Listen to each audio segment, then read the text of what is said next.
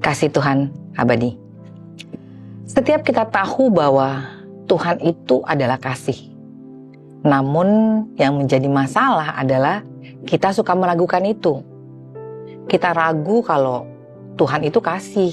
Kita ragu kalau Tuhan itu mengasihi kita. Karena setiap saat kita menghadapi tekanan-tekanan ataupun kita menghadapi persoalan-persoalan yang membuat hati kita gelisah, tertekan, kita mulai bertanya sama Tuhan. Tuhan mengasihi saya enggak ya? Kok saya harus menghadapi ini? Kok saya harus kehilangan orang yang saya kasihi? Kok saya harus tertekan seperti ini? Kita lupa satu hal. Ada satu ayat yang begitu mengingatkan kita, yang hampir setiap tahun pun kita dengar ayat ini. Yohanes 3 ayat 16 berkata, "Karena begitu besar kasih Allah akan dunia ini, sehingga Ia telah mengaruniakan anaknya yang tunggal, supaya setiap orang yang percaya kepadanya tidak binasa, melainkan beroleh hidup yang kekal." Kasih Tuhan itu sempurna.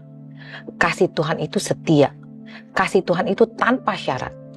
Kasih Tuhan itu mengampuni. Kasih Tuhan itu murni.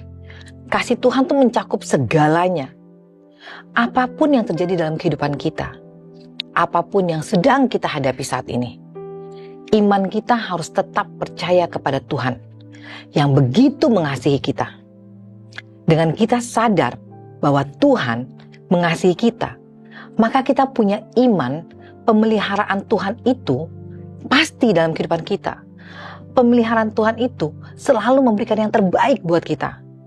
Kita tahu bahwa Tuhan itu kasih dan kita tidak ragu.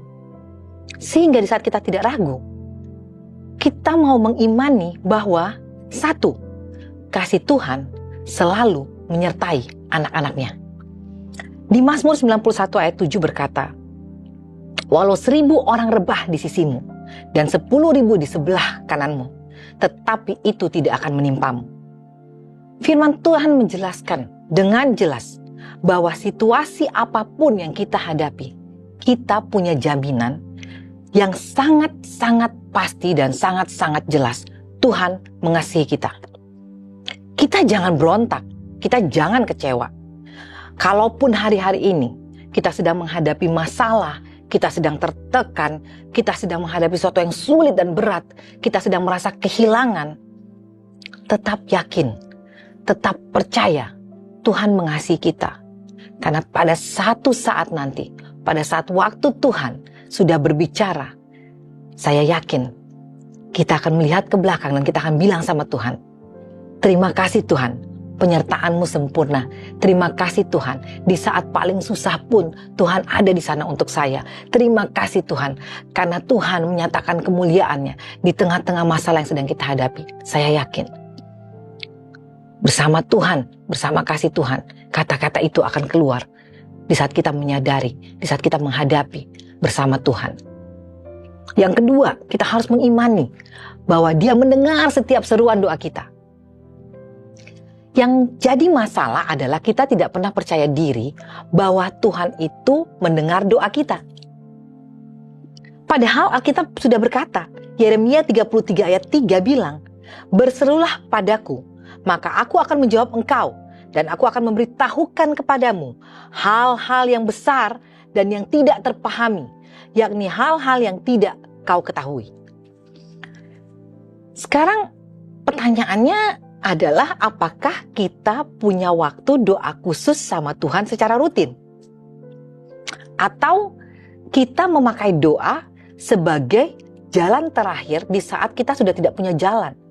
Kita memakai doa hanya pada saat kita membutuhkan sesuatu. Kita berdoa hanya di saat kita meminta sesuatu dari Tuhan. Apakah itu? Mari saudara-saudara, hari ini kita berkomitmen. Kita jadikan doa yang paling pertama, yang paling utama di saat kita membuka hari. Jadikan doa sesuatu yang kita sangat butuhkan di saat kita mau melangkah. Jadikan doa sesuatu yang sangat penting sebelum kita beristirahat di malam hari. Jangan lagi kebiasaan menjadikan doa adalah langkah terpojok kita. Contohnya gini, kalau kita mengasihi anak-anak kita mengasihi pasangan kita mengasihi orang tua kita, hal yang pertama kita bangun adalah komunikasi kita dengan mereka. Bisa saudara-saudara bayangkan, kita tahu Tuhan mengasihi kita, tapi kita sendiri tidak mau membangun komunikasi dengan Tuhan. Mari bangun komunikasi dengan Tuhan lewat doa kita.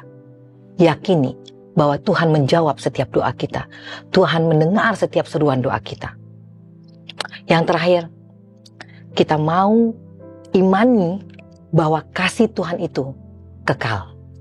Kenapa saya bilang kasih Tuhan itu kekal? Tidak ada yang lebih kekal selain orang yang memberikan nyawanya untuk membebaskan kita dari dosa.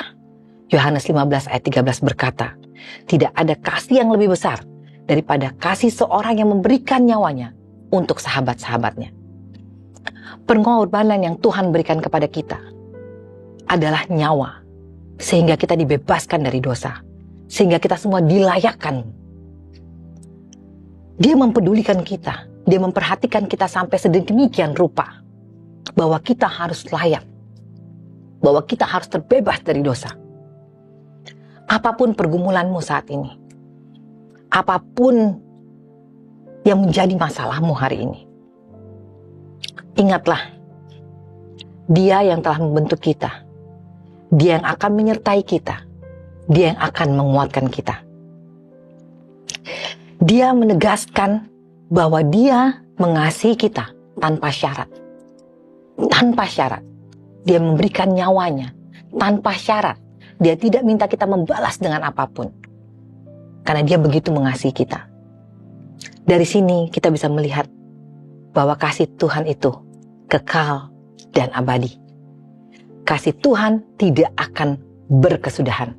Tidak ada ujungnya kasih Tuhan. Setiap kita buat salah, kita kembali ke hadapan Tuhan, Tuhan mengampuni. Setiap kita mengecewakan Tuhan, kita minta maaf, Dia mengampuni. Tidak berkesudahan kasih Tuhan. Firman sudah bilang, langit akan runtuh, bumi akan bergoyang, namun kasih setia Tuhan akan tetap selama-lamanya dan sampai selama-lamanya. Haleluya.